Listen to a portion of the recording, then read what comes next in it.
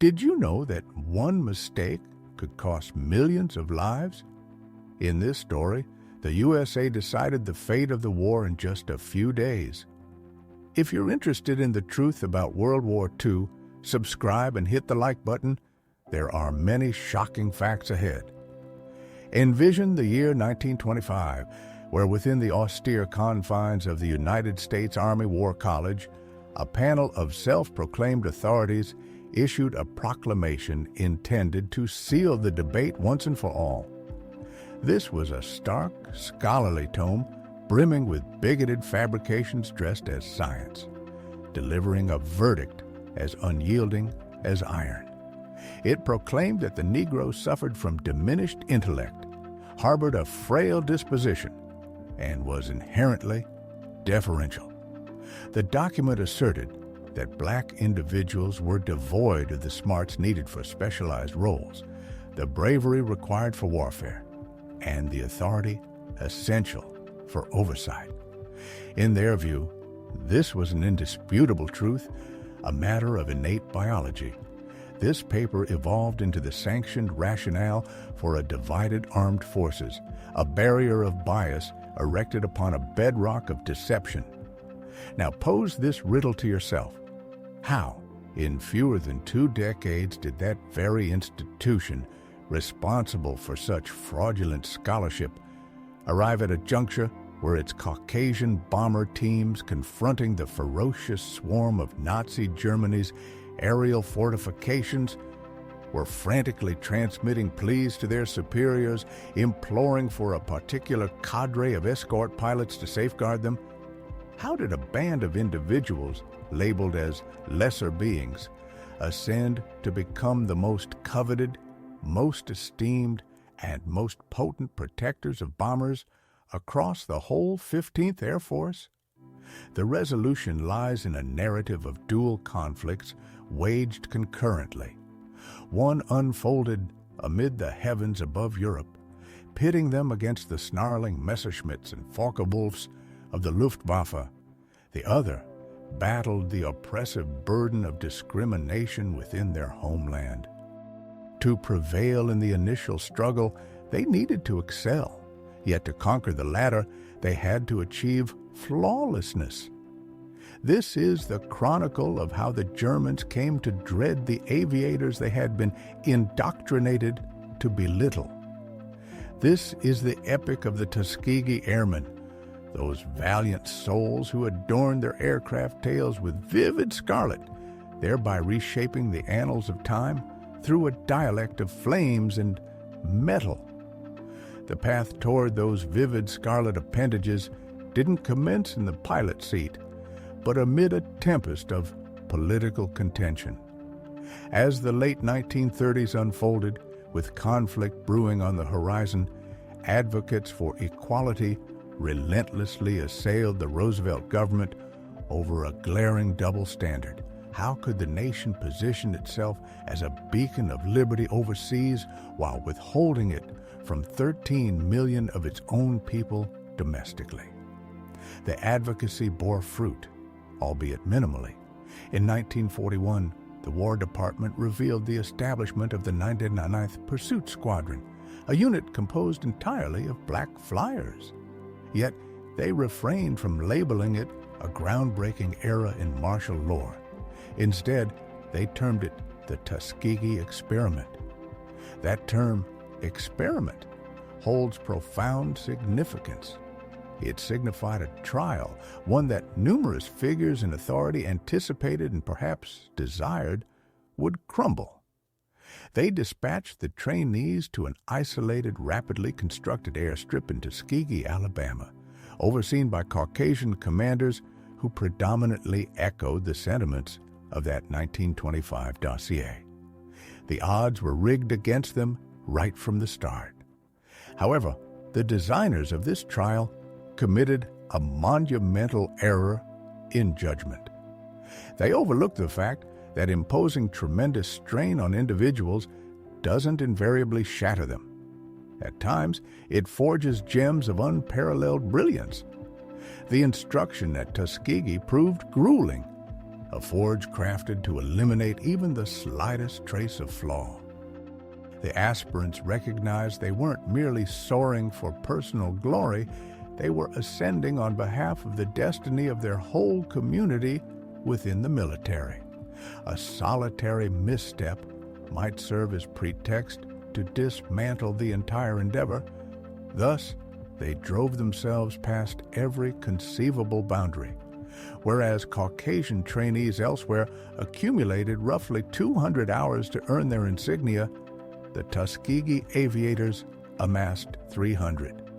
Envision the staggering toll of that training regimen, where the dropout percentage, the sheer number of aspiring aviators who couldn't endure the program, climbed to a breathtaking 60%, dwarfing the 40% seen in programs for white trainees. What relentless force must have driven those instructors, spearheaded by the airfield's overseer, Colonel Noel Parrish, to enforce standards of accuracy and self-control that bordered on the superhuman?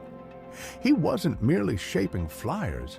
He was forging an elite cadre, a living counter-argument to the fabrications that had long suppressed their potential.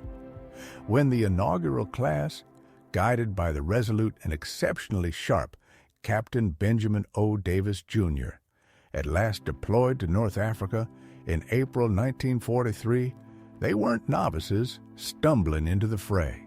They stood among the globe's most intensely prepared aerial combatants. Davis personified their arduous path like no other. As the offspring of the nation's pioneering black general, he had withstood 4 grueling years at West Point, subjected to a wall of silence where no Caucasian classmate addressed him beyond mandatory interactions. He had navigated the torrent of systemic bias with unyielding poise. Now, he steered his squadron into a conflict where the adversaries ahead might prove less antagonistic than the supposed comrades at their flanks. Their touchdown in Tunisia hit like an icy plunge into harsh truths. Integrated into the 33rd Fighter Group under Colonel William Maumier, a figure who viewed the initiative as a squandering of effort and assets, they encountered undisguised disdain. He doled out outdated battle-weary P-40 Warhawks, resilient and sturdy machines, yet antiquated and utterly overmatched against the sleek German Messerschmitt Bf-109s and Focke-Wulf 190s. Then came the orders relegating them to the aviation world's version of menial chores. Shoreline vigils, standard patrols across the Mediterranean, uneventful circuits distant from the true clashes. It formed a calculated ploy to marginalize them, denying any opportunity to shine so he could document the venture's collapse in his dispatches. For endless weeks, the 99th's aviators endured these exasperating, fruitless outings. Spirits started to plummet.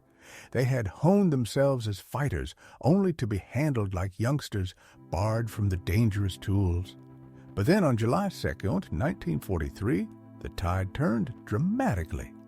While safeguarding B-25 bombers during an assault on a Nazi airstrip in Sicily, First Lieutenant Charles B. Hall spotted a pair of Focke-Wulf 190s plummeting toward the heavies. This was the pivotal instant they had all anticipated. Hall veered from his position, yanking his P-40 into a sharp curve to slip within the foe's trajectory. He pressed the firing mechanism, unleashing a barrage of 50 caliber incendiary projectiles that tore into the opponent's body. "I unleashed a prolonged salvo," he recounted afterward, "and witnessed my rounds pierce the trailing craft. It was banking, but abruptly it stalled and plummeted directly earthward." He had achieved it. An African-American aviator commanding a lesser aircraft had just felled one of the Luftwaffe's premier predators. Upon Hall's return to the airstrip, the triumph ignited like a spark in dry tinder. The black support teams, the technicians and munitions handlers who had suffered identical everyday slights as the flyers burst into jubilation. They hoisted Hall aloft on their backs, marching him triumphantly around the base. They possessed a retort at last, a concrete, irrefutable success that defied denial. That very day, a lone swastika emblem adorned the flank of Hall's Warhawk. It marked the initial entry in what would total 112 victories ascribed to the Tuskegee Airmen. The first fissure had emerged in the barrier of bias. Yet a solitary triumph scarcely rattled the skeptics. In truth, it hardly scratched the surface. Colonel Maumier persisted in submitting disparaging evaluations, peaking with a scathing critique dispatched through the hierarchy. He asserted that the 99th displayed insufficient boldness, that they shrank from engagements, and he formally advocated for their withdrawal from forward operations, consigning them indefinitely to seaside surveillance. The endeavor, by his reckoning, had floundered. This appraisal arrived on the workstation of General Henry Hap Arnold, the supreme authority over the whole Army Air Forces. The peril had escalated to a matter of survival. Imagine the razor-sharp edge of disaster hovering over the Tuskegee initiative, teetering on the verge of permanent oblivion. Can you feel the chill of that impending doom, where every ounce of preparation, every drop of sweat and sacrifice, even Charles Hall's hard-earned triumph, stood ready to vanish with a single signature on a slanted evaluation from one bigoted superior? Just as the blade seemed poised to descend, destiny stepped in through the carnage of a desperate foothold named Anzio. In January 1944, Allied troops gripped a fragile strip of Italian shore with white-knuckled desperation, while the Luftwaffe unleashed wave after merciless wave of assaults, a frenzied bid to drown them in steel and fire. It was a whirlwind of chaos, a raw scramble for existence itself. On January 27th, the urgent summons rang out for any fighter that could take to the air, and the 99th leaped into action. 15 Tuskegee aviators, strapped into their antiquated P-40s, soared into heavens teeming with far superior German Focke-Wulf 190s. Outmatched in numbers and firepower, they should have, by Maumier's damning words, shattered and fled like shadows before dawn. But what fury must have ignited in their hearts as they plunged into the enemy's swarms with a savagery that left observers breathless. Across 2 grueling days of ferocious aerial combat over those blood-soaked sands, the squadron he had labeled as cowardly claimed 12 German warbirds. First Lieutenant Charles Hall notched 2 additional victories, elevating his tally to 3. Captain Lemuel Custis felled yet another. One flyer after another etched their marks in the sky. In a mere 48 hours, they obliterated more foes than in all their prior 7 months of warfare put together. This dazzling display, so utterly contrary to Maumier's indictment, demanded attention that couldn't be brushed aside. Compelled to probe deeper, the War Department initiated a rigorous numerical analysis, pitting the 99th's achievements against those of fellow P-40 units in the region. The verdict rang clear and irrefutable. Accounting for their gear and the nature of their assignments, the 99th matched or surpassed their Caucasian peers. The trial had concluded. Anzio had become their salvation. They had demonstrated their mettle in battle. Now, an even greater trial awaited, the art of guardianship. In May 1944, a fresh era dawned.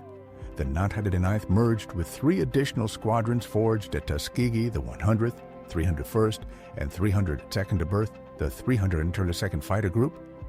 Relocated to the 15th Air Force's domain in Italy, they embraced a formidable new calling extended range protection for bombers. This was the pinnacle of aerial warfare. Their mandate thrust them hundreds of miles into the Nazi Empire's core, guiding colossal arrays of B-17 flying fortresses and B-24 Liberators to their objectives and ensuring their safe return.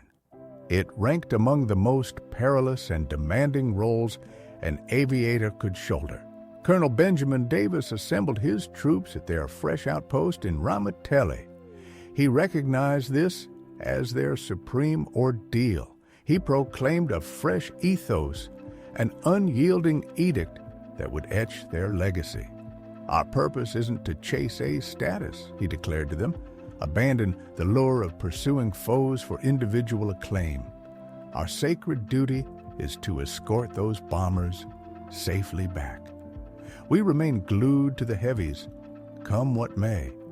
This philosophy shattered conventions. While most U.S. fighter outfits championed proactive hunting to amass personal scores, Davis insisted on restraint over renown.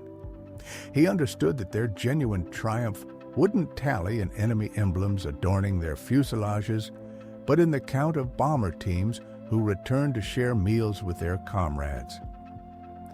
During this period, the 15th Air Force decreed that each fighter contingent adorn their craft with unique identifiers to cut through the bedlam of skirmishes.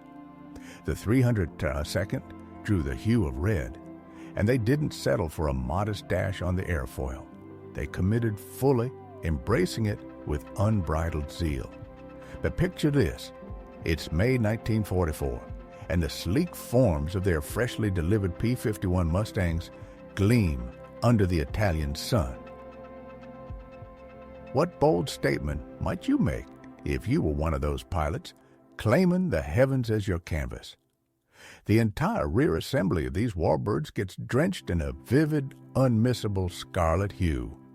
With crimson tails, scarlet propeller hubs, and scarlet rings encircling the noses, they transform into bursts of fiery color against the stark, chilly backdrop of European airspace. The myth of the red tails takes flight right there, a symbol etched in the winds of war. At the outset, those Caucasian bomber teams have no clue about the identities of these novel guardians. They're oblivious to the fact that they're black.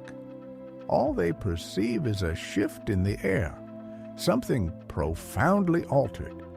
These scarlet-tailed protectors don't bolt away in pursuit of Nazi planes at the slightest whiff of action. Instead, they hover near, crafting an impenetrable barrier around the cumbersome, exposed heavies like vigilant sentinels in the storm. They become akin to celestial watchers.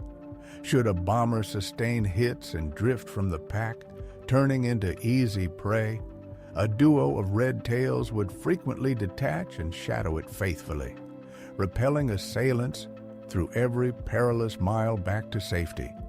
Whispers start circulating like sacred tales across the bomber outposts in Italy. The air crews begin dubbing them the Red Tail Angels. In planning sessions, the air hums with anticipation. Who's covering us today? If the reply is the 332nd, a collective sigh of ease ripples through the gathering. It escalates to the stage where bomber outfits outright demand the red tails for the most grueling raids. The individuals once labeled as incapable of warfare now emerge as the premier defenders aloft. Their unyielding restraint, honed in Tuskegee's unforgiving forge and tempered under Colonel Davis's steadfast guidance, yields the most precious reward, preserving fellow American souls. They safeguard more bombers from foe interceptors than any rival escort contingent in the 15th Air Force. The ultimate tallies prove astonishing. On typical counts, alternative P-51 outfits forfeit 46 heavies during their vigils. The Red Tails surrender merely 27. Yet their supreme ordeal, the operation that would engrave their saga into the annals of flight, still looms ahead. By March 1945, the Luftwaffe lingers as a faint echo of its once mighty roar. But the Reich clutches one final chilling ace. The Messerschmitt Me 262, humanity's inaugural combat-ready jet interceptor. It stands as a nightmarish leap in innovation for Allied aviators. Clocking a peak velocity exceeding 540 miles per hour, it outpaces the P-51 Mustang by a full 100 miles per hour. It's a gleaming predator that materializes, lashes out, and evaporates before a screw-driven flyer can even register the threat. Battling it feels like chasing phantoms. On March 24, 1945, the 300 Tulakan receives its most arduous directive yet, guiding B-17s on a staggering 1,600-mile circuit to Berlin, targeting the Daimler-Benz armored vehicle plant. It marks their lengthiest venture, plunging them straight into the Viper's lair, with reconnaissance alerting them to defenses by Jagdgeschwader 7, a premier force armed with the dreaded Me-262 jets. Colonel Davis commands the sortie personally. As the 43 Mustangs near Berlin, the jets materialize the grandest assembly of Reich jets ever mustered for a lone confrontation. They carve through the ether, their jet howls piercing the void. But what resolve must steel the Red-Tails' hearts as they stand prepared? They had dissected the jet's vulnerabilities. It boasts superior haste, yet falters in tight maneuvers compared to the Mustang, and its thrust build-up lags. Lieutenant Roscoe Brown recalls their cunning approach. We recognize the Nazi jet's velocity edge. Rather than charging headlong, we veered aside and circled into their unseen flanks. It forms a masterful strategic pivot. As a jet hurtles forth, Brown and his companion swerve not directly at it, but aside, compelling the Teutonic handler to surge beyond. Then, with a fierce yank, they pivot their Mustangs and latch onto its rear. Brown unleashes his guns. I ascended toward him in a 15-degree incline and loosed 3 extended volleys, his after-action summary states. Instantly, the adversary ejects, one jet claimed. That very day, Lieutenant Earl Lane accomplishes the extraordinary, striking an Me-262 from beyond half a mile with an astonishing angled barrage. And Lieutenant Charles Brantley secures a third. In one mere stretch of daylight, the Red-Tails dismantle 3 of Hitler's Wonder Arms. To grasp the magnitude, that's a haul surpassing what most U.S. fighter contingents achieve against jets across the conflict's span. For this monumental feat, the 302nd Fighter Group earns the Distinguished Unit Citation, among the armed services' loftiest accolades. They had confronted aviation's tomorrow and vanquished it. Any derision from Luftwaffe aces, if it ever existed, had morphed long ago into a somber, reluctant admiration. Reports suggest they coined a term for them, Schwarze Vogelmenschen, the Blackbird Men. Not every aviator's saga concludes in conquest. 32 Tuskegee Airmen plummet to capture, enduring as prisoners of war. Picture this. Amid the twisted paradoxes of that brutal war, Lieutenant Alexander Jefferson's Mustang takes a devastating hit from anti-aircraft fire over the sun-baked landscapes of southern France in August 1944. Can you feel the jolt, the sudden chaos as his plane shudders and spirals toward enemy soil? Captured and dragged into an interrogation room, he reels from the revelations spilling from the German officer's lips. The captor reels off details about Ramitelli Airfield, our unit leaders, even intimate facts about my folks' house in Detroit, Jefferson would later recount. He knew my dad taught school and my mom's birth surname. Their reconnaissance pierced like a blade, unnervingly precise. They were fully aware of who he was, his origins, and the very experiment that had launched him skyward.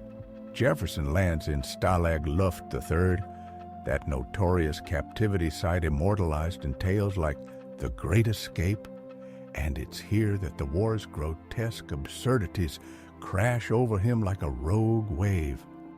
Within those barbed wire confines of a Nazi stronghold, he encounters a harmony of brotherhood absent from his homeland shores.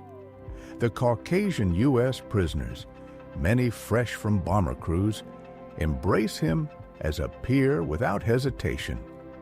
They'd approach, clasp his hand firmly, and express heartfelt gratitude for the scarlet-tailed vigilance that had preserved their lives through countless perils. Here I stood, Jefferson reflected, in a fascist detention camp, receiving fairer treatment from white compatriots than I'd ever find stateside. As the conflict draws to a close and liberation sweeps in, Jefferson steps onto American ground only to face the sting of division anew. He's promptly separated from his pale-skinned fellow soldiers. He had battled and teetered on death's edge for his nation, found parity in a Teutonic jail among allies, yet returns to the identical degrading biases he'd escaped. Victory over tyranny abroad, but the struggle against bigotry at home rages on unabated. When the ledgers close and the tallies emerge, what a resounding demolition of every slander hurled their way. Can you imagine the weight of those figures, each one a hammer blow to entrenched myths? Across more than 15,000 solo flights, 178 frontline operations, 112 faux planes shattered in aerial duels, plus 150 more obliterated on terra firma. They even claimed a Reich warship with sheer barrage from their guns. 96 aviators claimed the Distinguished Flying Cross, their shield over heavies unmatched in excellence. Yet their crowning conquest defies mere digits. It's etched in the transformation they compelled upon a hesitant republic. Their battlefield feats stand as unassailable evidence that an aviator's hue bears no relation to his prowess in soaring or clashing.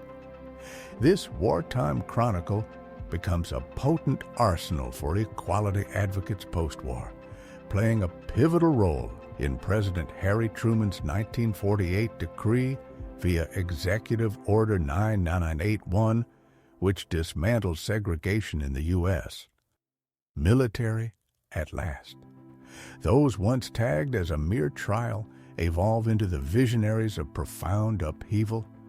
Accolades trickle in at a glacial, almost unforgivable pace. For years upon years, their epic fades into the margins of popular memory.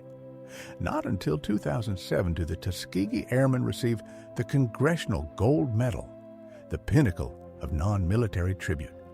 By that juncture, a scant 300 of the pioneering flyers remain to accept it. But their imprint endures eternally.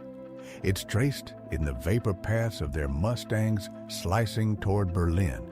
It's alive in the thankful recollections of myriad bomber teams they ferried to sanctuary. And it's woven into the very essence of a transformed U.S. Armed Forces and society they helped reshape indelibly. As Roscoe Brown, the ace who felled a jet above the Reich's capital, so aptly phrased it, our foes weren't solely the Nazis. We clashed with blindness, bias, and venom and emerged victorious in each arena. Primed for collapse, anticipated to crumble, they achieved what their skeptics deemed utterly unattainable in the end. They ascended.